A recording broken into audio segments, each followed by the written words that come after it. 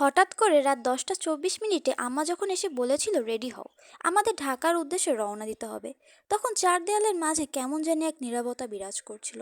অবাক হয়ে জিজ্ঞাসা করলাম, এখন আমরা ঢাকায় যাব? আম্মা বলল, হ্যাঁ, তাড়াতাড়ি রেডি হও। গ্রামের বাড়ির চারপাশে ঝিঝি পোকার ডাক এবং বাদুড়ের ডানা ঝাপটানিতে এক অন্যরকম ভয় কাজ করছিল মনের ভেতর। নিজেদের বসতবাড়ি অনেক আগেই হারিয়ে একটি অন্ধকার দালাল বাড়ি ভাড়া নিয়ে থাকতে শুরু করেছিলাম এই মাস 6 হবে। মেজ ভাইটি পানিতে পড়ে যেদিন মারা গিয়েছিল সেদিন কান্না করতে পারিনি, তবে অনেকটা ক্ষতবিক্ষত করেছিল আমার হৃদয়কে। সেই আঘাত আমার আত্মা সহ্য করতে না পেরে প্রায় পাগল হবার উপক্রম ধরেছিল। আমার বয়স তখন মাত্র 6 বছর। আমি ভাই হারানোর শখ বুঝতে না পারলেও আম্মা খুবই শোকাহত হয়ে পড়েছিলেন। পাগলের মতো ভাইয়ের স্মৃতিগুলো নিয়ে সারাদিন কান্না করত। তখন আব্বাজান সিদ্ধান্ত নিলেন বাড়িটি বিক্রি করে নতুন বাড়ি তৈরি করবেন। আব্বাজানের সিদ্ধান্ত অনুযায়ী বাড়ি বিক্রি করে দেওয়া হয়। বাড়ি বিক্রির 7 দিনের মাথায় নতুন বাড়ি, আমাদের নতুন বাড়ি তৈরি করার সিদ্ধান্ত হয় শহরের উপরে। আব্বাজান ছিলেন গ্রামের একজন ধনী ব্যক্তি। একটি বাড়ি বিক্রি করে নতুন ডুপ্লেক্স তৈরি করা আমার আব্বাজানের পক্ষে কোনো ব্যাপারই না। আমাদের পুরনো বাড়ি ছিল বিলের ধারে। আমার আব্বা শেখ নাজমুল হক এক কথার মানুষ, তিনি যা বলেন তাই করেন। আর আমি ছিলাম তার একমাত্র জেদি মেয়ে জারিন আফরোজ। আমাদের নতুন বাড়ির কাজ চলছিল, কিন্তু আমাদের থাকার মতো অন্য বাড়ি ছিল না, তাই পুরনো বাড়ি থাকতে লাগলাম বিক্রি করে দেওয়ার পরেও। এইবার আমি চতুর্থ শ্রেণীতে উঠলাম। আমার আব্বাজান গ্রামের নামকরা ব্যক্তি হয়, আমার আদর ছিল অন্যরকম।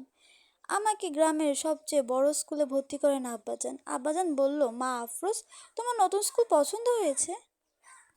আমি বললাম, জি আব্বা, খুব পছন্দ হয়েছে, কিন্তু আপনি আমাকে এত দূরে ভর্তি করেছেন যে আমার যাতায়াতে খুব কষ্ট হয়। কথাটি একটু করুণা করেই বলেছিলাম। আব্বাজান হাসি দিয়ে বলল, আরে আমার মায়ের দূরে যেতে কষ্ট হয়, এর জন্য আপনার ফরিদ চাচাকে বলেছি সকালবেলা আপনাকে স্কুলে দিয়ে আসবে, আবার বিকেলবেলা আপনাকে নিয়ে আসবে। আপনি কোনো চিন্তা করবেন না আম্মা। মে মাসের 22 তারিখ বেলা 12টায় আমার স্কুলে ফরিদ চাচা দৌড়াতে দৌড়াতে উপস্থিত হন এবং শিক্ষকদের কি যেন বললেন। আমি ঠিক বুঝে উঠতে পারলাম না। আমাকে নিয়ে দ্রুত বাসায় ফিরলেন। আমি বাড়ি ফিরে দেখলাম আম্মা ভীষণ অসুস্থ। আম্মাকে নিয়ে হাসপাতালে যাওয়ার তোড়জোড় চলছে। বড় ফুপি আম্মা আমাকে তৈরি করে দিচ্ছেন, আর দাদিমা আম্মাকে হাতে পায়ে তেল মালিশ করছেন। আম্মা অনেক জোরে জোরে চিৎকার করছেন। আমি আমার চিৎকার শুনে ফুপি আম্মাকে জিজ্ঞাসা করলাম, ফুপি আম্মা, আম্মার কি হয়েছে? ফুপি আম্মা উত্তর দিলেন, তোমার খেলার সাথে আসতে চলেছে। এমন সময় আব্বাজানের আগমনে ঘর কেঁপে উঠল। ভালোভাবেই বুঝতে পারলাম আব্বাজান আমাকে ধরে নিয়ে বের হলেন। সাথে আমরাও বের হলাম। বাগেরহাট হাসপাতালে আমাকে ভর্তি করানো হলো। দুপুর 3টায় আমার কলিজার ছোট ভাই শেখ জায়ানের জন্ম হলো। মেজ ভাই জিতু মারা যাবার পরে জায়ানের আগমন আমাদের মাঝে খুশির বন্যা নিয়ে আসলো।